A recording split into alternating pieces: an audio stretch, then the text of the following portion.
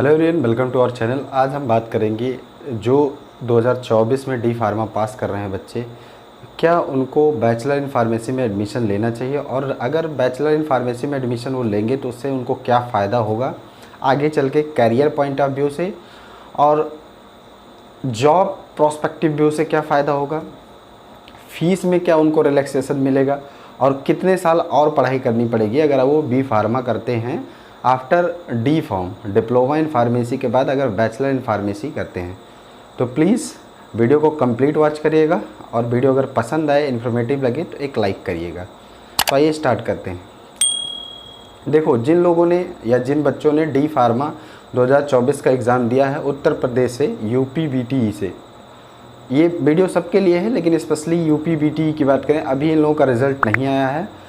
अगर आपको उत्तर प्रदेश से ही बैचलर इन फार्मेसी करना है तो आफ्टर रिज़ल्ट के बाद जैसे आपका डिप्लोमा फार्मेसी का रिज़ल्ट आ जाता है और आप क्वालिफाई कर जाते हैं, मतलब आप पास हो जाते हैं, उसके बाद आपको क्या करना है, अगर आपने CUT का एंट्रेंस एग्ज़ाम दिया है, कॉमन यूनिवर्सिटी एंट्रेंस एग्ज़ाम, तब तो आप उसकी काउंसलिंग कराएंगे, और काउंसलिंग के साथ आप लेटरल एंट्री में एडमिशन ले सकते हैं बैचलर इन फार्मेसी के अंदर।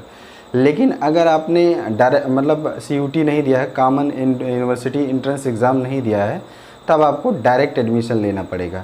डायरेक्ट एडमिशन लेने में भी सेम प्रोसेस है, प्री रजिस्ट्रेशन आपको करना पड़ता है AKTU की वेबसाइट पे। उसके बाद आपको एक टेम्प्रेरी इनरोलमेंट नंबर मिल जाता है, उसी बेसिस पे आपका एडमिशन होता है, ठीक है। और यहाँ पे आपको जो पढ़ाई करनी होती है डिप्लोमा इन फार्मेसी के बाद बैचलर इन फार्मेसी में, वो 3 साल के लिए करनी होती है। 3 साल में आपको बैचलर डिग्री मिल जाती है, ठीक। एग्जिट एग्ज़ाम आने के बाद, डिप्लोमा एग्जिट एग्जामिनेशन आने के बाद मोस्टली बच्चों का क्वेश्चन होता है, सर अब क्या हम बैचलर कर लेंगे तो एग्जिट एग्ज़ाम से बच सकते हैं? तो जहाँ तक अभी कोई इससे रिलेटेड डिटेल नोटिफिकेशन नहीं है कि जो बच्चे डिप्लोमा के बाद बैचलर कर लेते हैं क्या उनको एग्जिट एग्जामिनेशन देना पड़ेगा या नहीं देना पड़ेगा, इससे रिलेटेड कोई क्लियर नोटिफिकेशन PCI की तरफ से नहीं आया है। लेकिन जहाँ तक मेरी मैथमेटिक कहती है कि जो आपका रजिस्ट्रेशन होगा on the basis of diploma होगा, तो ऐसी कंडीशन में भी शायद देना पड़े। लेकिन अगर कोई फर्दर नोटिफिकेशन आता है तो मैं आपको ज़रूर अपडेट करूँगा। और बैचलर इन फार्मेसी करने का फ़ायदा क्या होगा डिप्लोमा इन फार्मेसी करने के बाद? तो पहला चीज़ मैंने आपको बताया कि 1 साल का आपको रिलैक्सेशन मिल जाएगा। उसके बाद आपका जो फ़ीस स्ट्रक्चर्स है वो थोड़ा डिफरेंस हो जाएगा। फ़ीस स्ट्रक्चर्स अगर आप ऐसे जनरली बैचलर इन फार्मेसी में एडमिशन लेते हैं तो तकरीबन गवर्नमेंट द्वारा जो निर्धारित फ़ीस है उत्तर प्रदेश गवर्नमेंट द्वारा 63,300 या 400 रुपये अप्रॉक्सीमेटली है। मतलब आप कोई किसी भी कॉलेज में एडमिशन लेंगे तो साल भर का 60,000 रुपये प्लस प्रैक्टिकल सेशनल और इधर उधर जोड़ के कुल मिला के 60 से 65,000 रुपये 1 साल का चार्ज करेंगे जब आप 4 साल वाला बैचलर करते हैं, ठीक। लेकिन जब आप लेटरल एंट्री में लेके एडमिशन लेते हैं डी फार्मा करने के बाद लेटरल एंट्री में, तब आपका 40 से 45,000 रुपया अधिकतम लगता है, ठीक है।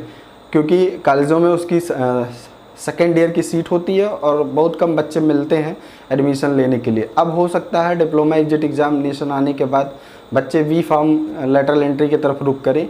अभी आगे हम डिस्कस करेंगे कि मेरे सजेशन या मेरे ओपिनियन से क्या आपको करना चाहिए या नहीं करना चाहिए bachelor in pharmacy D pharma के बाद, ठीक है। तो ये चीज़ें आपको मतलब आपका फ़ी स्ट्रक्चर्स में कब तकरीबन 20,000 का डिफरेंस आएगा, ये मैंने आपको बताया। साथ में आप डी फार्मा करने के बाद अगर वी फार्मा करते हैं तो आपको 1 साल का रिलैक्सेशन मिल जाएगा। अब आगे कैरियर पॉइंट ऑफ व्यू की बात करें कि कैरियर में आपका क्या फ़ायदा होगा आने वाले समय में, मैं आपको क्लियर कट बता दूं, डिप्लोमा इन फार्मेसी की कोई औकात नहीं रह जाएगी, क्योंकि मौजूदा स्थिति ना कोई बच्चा करना चाहेगा। क्योंकि अब जो भी बच्चा करेगा, चाहे डिप्लोमा इन फार्मेसी चाहे बैचलर में तब भी चलो ठीक है, बैचलर में तो वैसे भी बच्चे पढ़ के ही पास करते थे एग्ज़ाम। डिप्लोमा में साम दाम दंड भेद चलता था, लेकिन अब वो भी चीज़ें ख़त्म हो गई हैं। रीज़न क्या है, एग्जिट एग्ज़ाम आने के बाद अब परिस्थितियाँ आपके फेवर में नहीं हैं। आप अगर यहाँ भी सेंटर पे चीटिंग करके या कैसे करके पास हो जाते हैं तो एग्जिट एग्ज़ाम में जाके फंस जाएंगे, और बिना एग्जिट के आपका रजिस्ट्रेशन इम्पॉसिबल है, किसी कीमत पे नहीं होगा। और NBEMS कंडक्ट करा रहा है, उसके लिए हमने डिटेल वीडियो बना ही दिया था, क्या कैसे है, कितने पेपर होंगे, तो ये समस्या होगी। तो इससे अच्छा है, बेहतर ऑप्शन है, डिप्लोमा अगर कर लिए हैं तो बैचलर की तरफ जा सकते हैं। बैचलर करने के बाद फिर फ़ायदा क्या होगा कैरियर पॉइंट ऑफ व्यू से, आप पहला चीज़ तो अगर आप टीचर बनने का शौक़ रखते हैं, एकेडमिक में जाना चाहते हैं तो आप जा सकते हैं। साथ में इंडस्ट्री में आप जॉब कर सकते हैं, और गवर्नमेंट सेक्टर में भी जो भी वैकेंसी आती है, अगर आप डिप्लोमा वाली पोस्ट देखेंगे, मैं इधर अगर मेरे पास होगा तो मैं लगा भी दूंगा, अगर नहीं है फिर भी मैं जो बोल रहा हूँ आप सुनते जाए। अगर जब वैकेंसी आएगी गवर्नमेंट सेक्टर में, तो अगर आप डिप्लोमा इन फार्मेसी किए हैं तो आपको 2 साल या 3 साल का एक्सपीरियंस मांगेगा 100 या 200 बेड के हॉस्पिटल का, ठीक है, डिप्लोमा वालों के। और बैचलर वालों के लिए फ्रेशर एलिजिबल होते हैं, अगर उन्होंने बी फार्मा किया है तो फ्रेशर हैं तब भी वो फॉर्म अप्लाई कर सकते हैं। तो पहला benefit career point of view से ये है कि अगर आप फ्रेशर हैं तब भी आपको जॉब मिल जाएगी, लेकिन मेहनत तो कंपटीशन बीट करना पड़ेगा ये चीज़। साथ में इंडस्ट्री में जब आप जाते हैं तो वहाँ पे आपका पैकेज, जो बैचलर इन फार्मेसी होते हैं, पहली बात उनको प्रेफरेंस दिया जाता है और उनकी सैलरी ज़्यादा होती है। डिप्लोमा इन फार्मेसी की सैलरी बहुत कम, मतलब प्रेजेंट टाइम की मैं सैलरी अगर बता दूँ 10,000 रुपये से स्टार्टिंग होती है, ये स्थिति होती है। बाकी बैचलर की भी स्थिति ज़्यादा अच्छी नहीं है, लेकिन ये रहता है कि बैचलर में 1-2 साल काम कर लेंगे अगर आप इंडस्ट्री के अंदर, तो आपकी सैलरी अच्छी खासी हो जाती है। बाद में आप इंडस्ट्री को स्विच कर सकते हैं, चेंज कर सकते हैं, ये बेनिफिट होता है। और आगे आप जाके क्या कर सकते हैं, जिससे बैचलर डिप्लोमा किया, लेटरल एंट्री लेके बैचलर किया, उसके बाद आप मास्टर के लिए जा सकते हैं। तो आपका एकेडमिक में अच्छा एक कैरियर बन जाएगा, क्योंकि प्रेजेंट टाइम में lot of pharmacy college available है उत्तर प्रदेश के अंदर। अदर किसी भी स्टेट में आप देख लेंगे, सब जगह आपको अपॉर्चुनिटी है। साथ में मैं आपको ये सजेस्ट ज़रूर करूँगा, चाहे आप गेट क्वालिफाई करिए, ठीक है, या फिर GPAT क्वालिफाई करिए। उससे बेनिफिट क्या होगा, अभी रिसेंटली उत्तराखंड में लेक्चरर की पोस्ट आई है, उसमें फ्रेशर मांगा गया है, कोई दिक्कत नहीं है। बैचलर इन फार्मेसी जिन बच्चों ने किया है वो अप्लाई कर सकते हैं। लेकिन साथ में वो क्या बोल रहे हैं कि अगर आपने गेट क्वालिफाई किया है, अगर आपने GPAT क्वालिफाई किया है, तो उसको भी मेंशन करना होगा, उसको मैं प्रेफरेंस दूंगा, तो आगे चल के आपको बेनिफिट मिलेगा। अगर आप बैचलर के बाद GPAT क्लियर करते हैं तो गवर्नमेंट की तरफ से, PCI की तरफ से आपको 12,300 या 400 रुपये दिया जाएगा मास्टर ऑफ फार्मेसी, मतलब 2 साल तक करने के लिए, तो आपका वहाँ बेनिफिट होगा उस हिसाब से। बाकी आप जितना ज़्यादा आप मेहनत करते हैं डिप्लोमा और बैचलर में, अगर आप डिप्लोमा अच्छे से कवर कर लेते हैं, मतलब रेगुलर, चाहे यूट्यूब से चाहे क्लासेस से, टीचर्स जो पढ़ा रहे हैं उसको पढ़ने के बाद अगर आप बी फॉर्म में जाते हैं तो आपको बी फॉर्म में मेहनत उतना ज़्यादा करना नहीं पड़ेगा, क्योंकि सिलेबस लमसम सब सेम रहता है।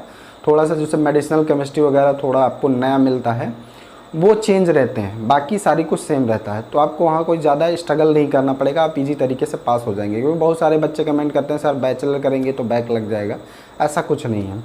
बैचलर करने के बाद अब एक नया रूल आ गया है कि आप DI बन सकते हैं, ड्रग इंस्पेक्टर। पहले क्या होता था, शेड्यूल C एंड C1 का 18 महीने का पैरेंटल का आपको सर्टिफिकेट मांगते थे जब आप DI के लिए अप्लाई करते थे। लेकिन अभी ऑनरेबल सुप्रीम कोर्ट का जजमेंट आने के बाद ये चीज़ें बदल गई हैं। अब कोई भी वैकेंसी आएगी या जब भी फ्यूचर में आएगी, आने वाली है, रिसेंटली आएगी, तो मैं उसके लिए भी बात करूँगा। तब आपको क्या करना है, केवल आप बैचलर इन फार्मेसी किए हैं, आप अप्लाई कर सकते हैं DI के लिए।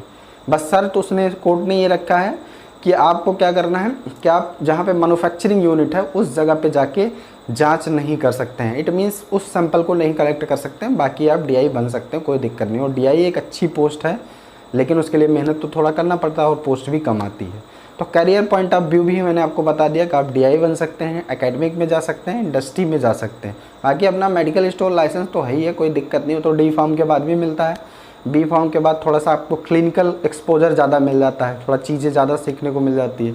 अभी रिसेंटली अगर आप देखे होंगे कि जो सेमो और DI साहब का जगह जगह छापा पड़ रहा था, कई जगह पे सेमो अकेले आते थे, तो जो बच्चे बैचलर इन फार्मेसी किए हों उनको वो कुछ नहीं बोलते थे, डिग्री दिखाओ, आराम से वो चले जाते थे। लेकिन जिन लोगों के पास डिप्लोमा इन फार्मेसी होता था, उनके ऊपर पता नहीं क्या यार, सेमो का अपना अलग सीन चल रहा था।